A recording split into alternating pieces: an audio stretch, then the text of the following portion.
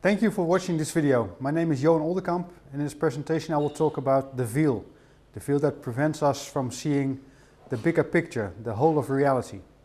And I will show some theories how we can remove that veil. If this video is going too fast to you, please go to the website Pateo.nl. There you find a lot of information in 9 different languages, which explains the theory much more, in more detail. The basis for what I'm going to present has been written down in this online ebook. This is the English version, Holy Science. It's also available in French, La Sainte Science. I will start with Plato. Plato lived about 2,400 years ago in what we now call Greece, and his most famous legacy is the allegory of the cave. Plato describes in his book that our reality is just like a shadow world which can be seen on the wall of this cave. And we are like prisoners. We can only see the shadows. We have no clue what is behind our heads. So we cannot see the objects that project these shadows on the wall. Neither can we see the fire. Without the fire there will be no shadow. In this allegory I see 3 different parts of reality. We only perceive the third part, the outer ring. The first 2 we have no knowledge of. The third world, the third reality, is the reality of the shadows. In front of the shadows, which we are not able to see because it's behind us, it is in fact the world of the flowing energies. And the source is the first world. So the shadow world is the world of matter, the manifested matter. And the second world is the world where energies flow, create motion, movement. And the first world is the world of information. Everything is coming from information, which has meaning, or can have meaning. So this is what I see in the allegory of Plato's cave, Plato's allegory of the cave. So we have 3 different worlds. A source world, which is the original world. Then we have the flowing world of energies, and the third world we can perceive, that is the shadow world. That means that matter is manifested energy. That is the definition of matter. It is not standing by itself, it is energy that has been manifested. And energy is selected information. So here we can see how these 3 worlds are connected to each other. And we only perceive this, but by our understanding we can go to here, and we can even make contact to the source and understand where everything is coming from. This is the Trinity, the Holy Trinity. At the top we find the source from which everything originates. And here we find the duality between yin and yang, between female and male, between positive and negative, between up and down, between in and out, and so on. All the dualities, all the polarities come from the source. The source splits itself into 2. This is the electric energy. This is magnetic energy. This is also fire, and this is water. And the source, we can call that kind of energy ether. So this is a trinity between ether, fire, and water. In the source we find so-called seeds, the seeds of the source. And they create fields of energy. And those energy manifest themselves into shapes. Shapes we find in the shadow world, fields in the flow world, and seeds in the source world.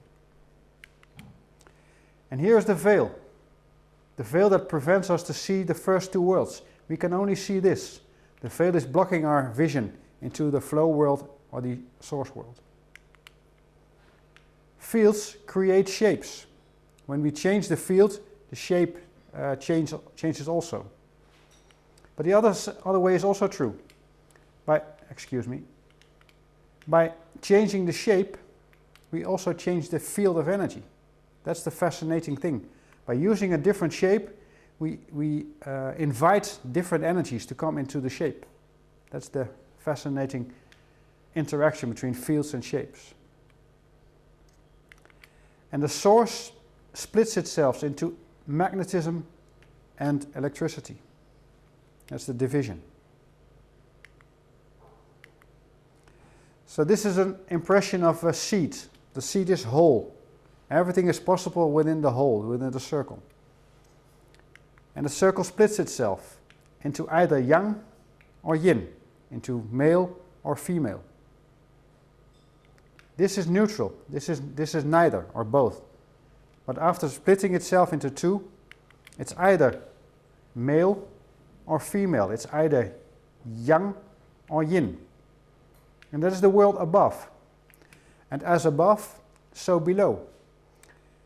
But we need to understand that below is different from above, because it's the shadow. That means the opposite.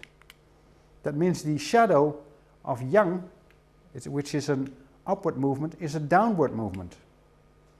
And the opposite of the shadow of black is white. And the shadow of white is black. So this is below, this is above. As above, so below. But we need to understand that it's a kind of twist. It's the opposite. Here make people a lot of mistakes. Because this is to me yang, but this is also yang. This is yin, and this is also yin. And there is a lot of confusion. So we need to understand whether we are above or whether we are below. This side is the yang side, this is the yin side. Above, yang is negative, and it's perishing. It's bringing life force down, and it's a kind of push movement. The opposite is true for the yin energies in the above world. That's a positive energy, and that's reviving, increasing the life force. And it's a kind of pull movement. It's pulling itself. So those are very different energies. They are compatible. We see the opposite in the world below. Now we see that the male energy, the yang energy, the electric energy, becomes positive, becomes white, becomes light. This is the light we see. It's white light. And that light warms us. If we sit in the sun, we become warm. And that energy is going downwards. It's coming from the sun, and it's going down into the earth. And it brings everything more together. It's a compression. And because it's compressing, everything becomes more heavier because of the electric energy, or the energy that is coming in the below world, the shadow world. And this is the opposite. Now magnetism becomes dark. In daytime we see electricity, in nighttime we see magnetic energy. And that magnetic energy is cooling down. And it's an upward movement. That is why water is going up. For instance, when we look in the morning, or when we look at where the water is coming out of the mountain, it's an upward movement. This is the yin movement. And it's expanding. It makes itself wider and bigger. And therefore it becomes lighter. So these are very important words. This is based on the work of Victor Schauberger, a very important scientist. If you want to learn more about this, please read his books. We are connected up with light. Our Father who art in heaven is the sun Helios. And our Mother who art in earth is our Mother Terra or Gaia or Sophia. Many different names for our Mother. That's below. And our Father is up.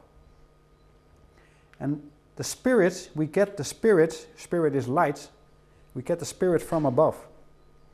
And we get the soul from under. The soul is from our Mother. The Spirit is from our Father. And we talk about a drop of water. The soul is like a drop of water, while the Spirit is like a spark of fire. They are complementary.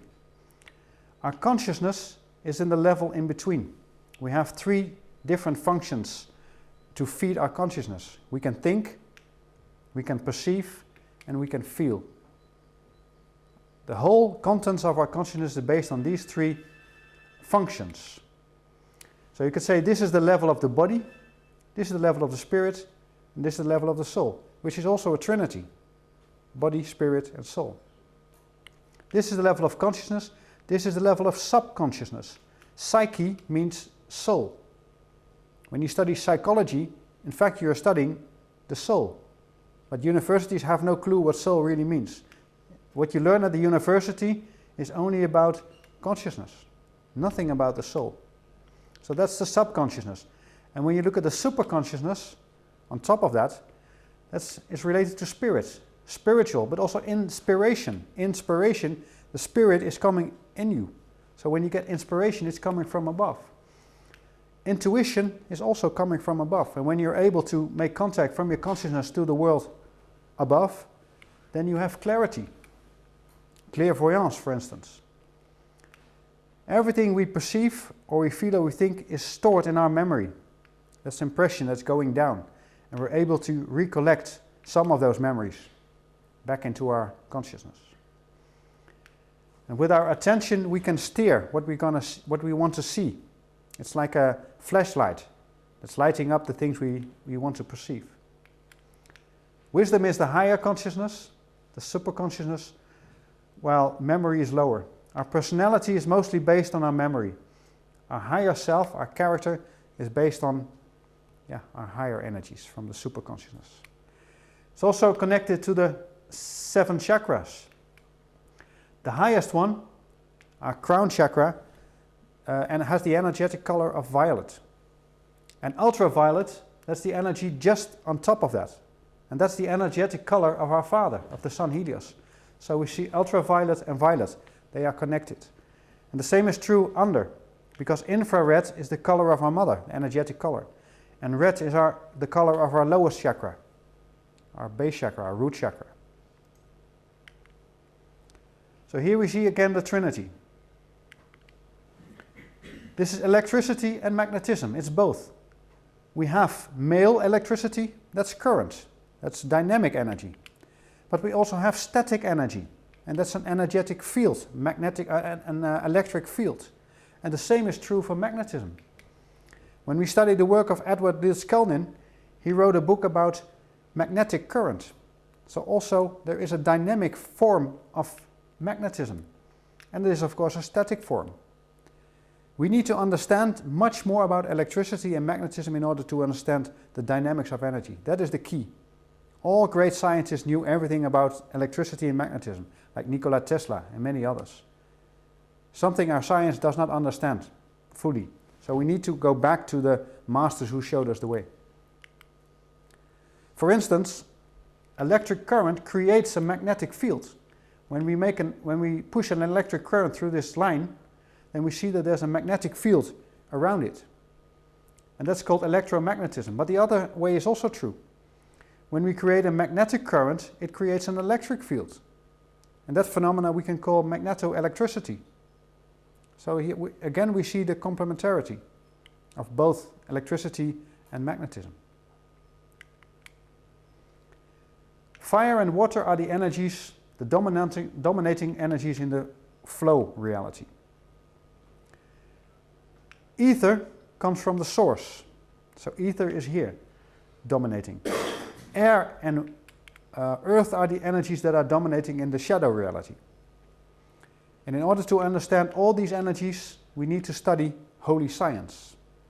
That's what I've been doing for a while, together with many other people. Universities only focus on this part. This is very limited. And it's not helping us to understand anything. We need to understand the whole picture, the bigger picture, the whole of everything, including the source reality and the flow reality. I use these symbols. Ether for me is a perfect circle, which in fact has everything within it. Fire is a triangle upwards, like it is in the flow reality, while water is a triangle downwards. Air is still pointing up because it has a male energy of yang, but now we see an extra line, and the extra line means it's inside the world of shadows. And earth is pointing down. These are the two yin energies, female, and these are the two male energies. So these symbols are very important to understand. This means fire, this means water, this means air, this means earth, and of course this means ether. Ether is information, and there are 4 ways to store information. The physical way to store information is, for instance, a record. We used to have a record player, but this is a physical way to store music. You can also store it on a magnetic tape. We used to do that with computers as well. This is a magnetic way of storing information. We can also transmit information through waves. That's the air way, because magnetic is the water way. And the 4th way is the electric way, the photoelectric way. When we make a disk full of information, that's in fact fire. So there are 4 ways to store information based on the 4 energies. And there are 4 essential atoms creating, in fact, everything. Carbon is related to earth energy, hydrogen is water, oxygen is air, and nitrogen is fire. These are the 4 elementary atoms. And they also relate to tastes. For instance, carbon is sweet, while oxygen is sour. Hydrogen is salty, and nitrogen is bitter. So there are 4 tastes directly related to the same energies. When we look at the Mayan calendar, for instance, there are more than one Mayan calendar, but they all have this same rhythm. It goes from earth to air to water to fire. Because we first see here, for instance, earth, then air, then water, and then fire. And that continues. So that's the order. And that's a very important order, because it tells us how things are created. It starts with earth. Earth is the energy that initiates. It's the beginning. That's the physical energy. We need to put it on the floor, on the ground. Then we need air. We need to think about it. We need to make an outline, a sketch, a plan, a global plan. That's thinking. Then we need to feel what about the details. The details have to be right. That's feeling. That's water. And that's filling in the details. That's the 3rd phase. And then we need to do it. We need to put fire into it to make it come alive, to carry it out, to make it happen. So that's the meaning. And it's the rhythm of yin, yang, yin, yang. In, out, in, out. In other videos I explain much more about this, but it's very important to understand this rhythm. And this is a fixed order. Always first air, earth, then air, then water, and then fire. You can also start here or here, doesn't really matter, but the ordering is essential. And that's the same ordering we see, for instance, in this Tzolk'in Mayan calendar. There are 20 different signs, and there are 13 tones. I will talk about that a little bit more. And this number of 20 is very important. In fact, it is the 4 energies we saw times the 5 elements. We'll talk about the elements a little later. But there's also another way to look at the number 20, and that will also come later on in this presentation. So the ordering again is earth, air, water, and fire. Here we see the same ordering, but it's now hidden. These are 7 white periods. We can call it 7 days and 6 nights in between. These are the 7 days of creation, like it has been mentioned in the Bible, in the first chapter of Genesis. But Genesis doesn't talk about the 6 nights in between, because these are in fact 13 phases of creation. This is the Mayan way to write the number 1. It's just 1 dot, 2 dots, 3 dots, 4 dots, and 5 we make a line. So a line means 5. And then we go on top of that. So 6 until here, 13. 2 lines and 3 dots means 13. So these are 13 phases of creation, the 13 tones. It starts with seed. Then we have germination on day 2. On day 3 we see the first spurs. The leaves arrive on day 4. Day 5 is the day of the flowers. We see the flowers arrive. Then the leaves of the flower fall, and the remaining becomes a receptacle. And finally it becomes fruit again. And the fruit is also seed, because when we put the fruit into the soil, we'll see that it will grow into a new plant. So it's also seed, but on a higher level. This is dough. This is also dough. It's very beautiful. And here we see those 13 phases, now described into more psychological words. It starts with attracting. That's the first energy. It attracts the new energies.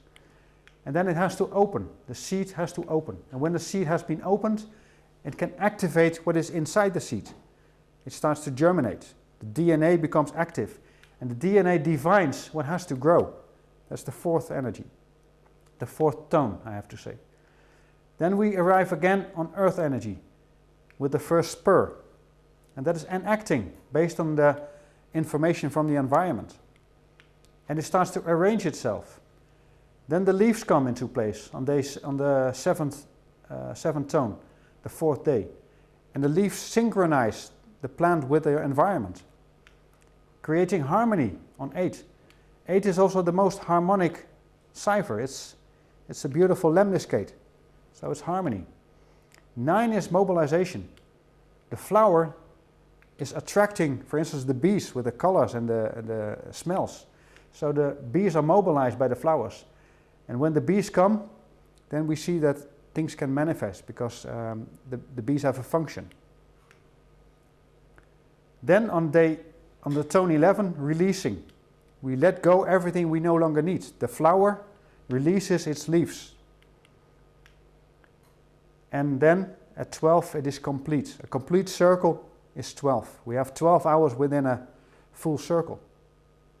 We have 12 signs in the zodiac. So 12 means a full circle. While 13 means a full circle and a little bit more. And then we get a spiral. It's getting bigger and bigger and bigger.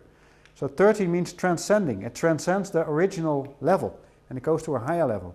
Just like the strawberry is transcending the level of the seed. It goes to a higher level. It is still a seed, but it's transcended to a higher level. So again, we see this very important ordering. Earth, air, water and fire. Earth is going inside. It's energy that's going more to the core, because at the center of this energetic apple we find the 0 point or the null point. So Earth is going towards the null point, and from that null point air energy is born. So it's a very important phase. Then this is all inside the apple. Then we go to the outside. From the down, from for instance the South Pole to the equator, that's water energy. And from the equator to the North Pole, that's fire energy. And then it goes back inside the apple again. So there's a movement from in to out, from top to down, from bottom to up. It's a very dynamic energy. And that's, for instance, also what we see when we look at the zodiac, the Western astronomy. It starts with fire, then air, then earth, then air, and then water, and so on. It's very important. And when we look at the seasons, for instance, spring has no water, so spring is the most dry season. Summer has no wind, so summer is the most quiet season. Autumn has no fire. Has no earth, so autumn is the most unstable season. And finally, winter has no fire, so winter is the most cold season. We can easily see the energetic essence of each season by looking which energy is missing, because they only have 3. There's much more to say about this. My colleague Santos Monacci, you can find him on the schooloftheholyscience.org, is giving a lot of lectures about all the information we find on this beautiful symbol. In fact, the whole New Testament, especially the 4 Gospels, they are all about this. They all try to explain the essence of this. This is the Chinese astrology, and we see the same ordering. It starts with a rat, and rat is air energy. Then we have ox, which is water energy. Tiger is fire energy, and a rabbit is earth energy. And then it continues again. So we see the same ordering. And that's the ordering of the seasons. Spring, summer, autumn and winter. But the energies above are different than below. Above it starts with air energy, then water, then fire, then earth, and then we find the 0 point where it hits the 0 line again.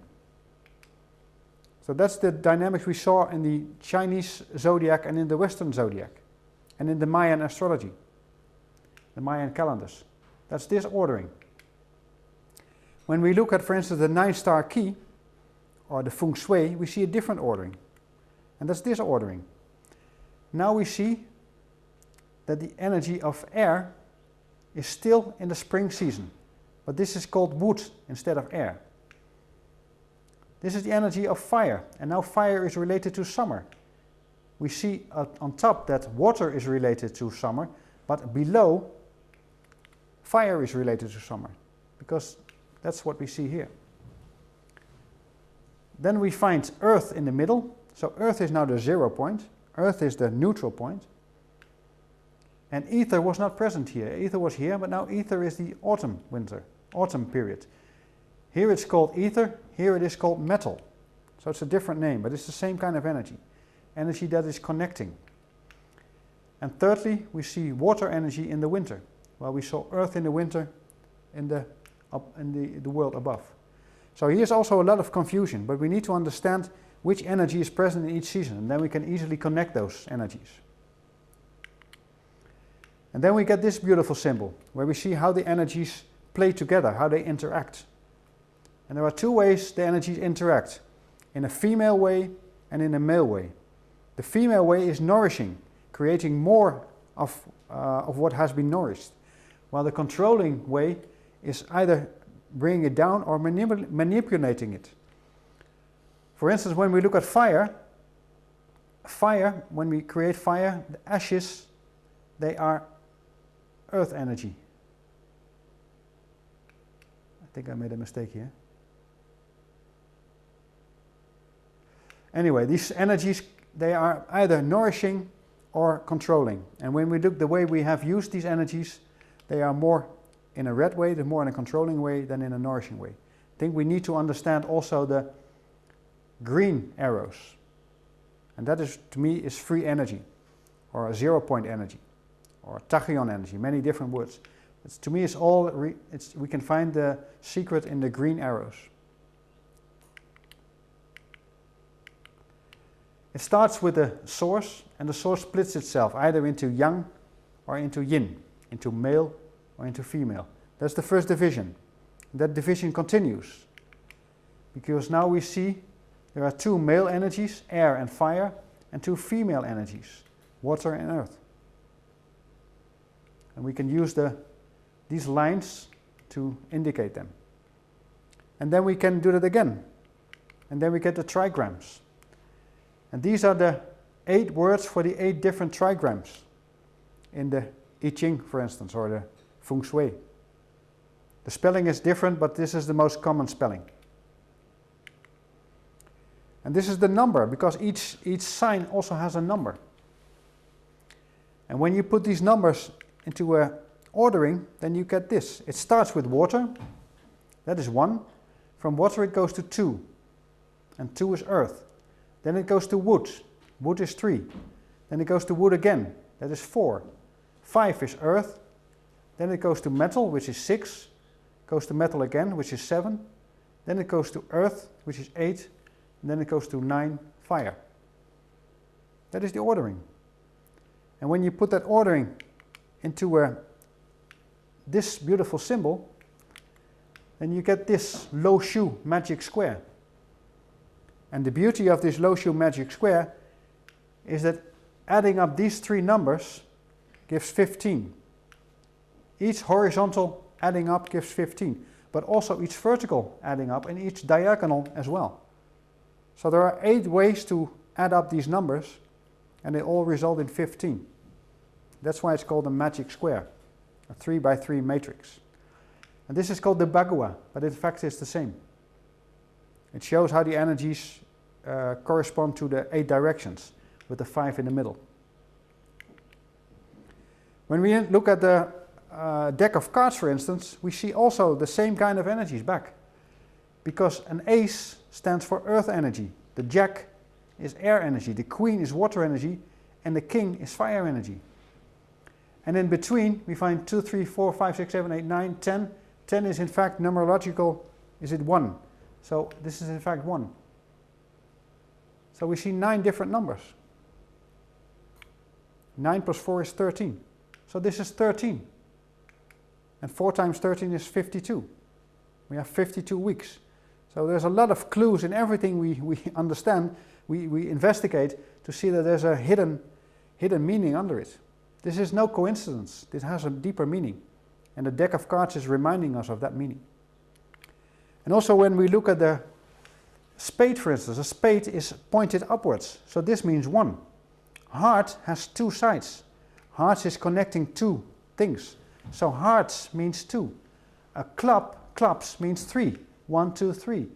And diamonds means 4. 4 sides. So this is 1, 2, 3, 4. And then we go to 1 again. That's the dynamics. And that's why the 0 point is in between the 4 and the 1. Because the 0 point is here, in the middle of the apple. Now we look at the Platonic shapes. Because this octahedron, which has 8 sides, is in fact representing the 1.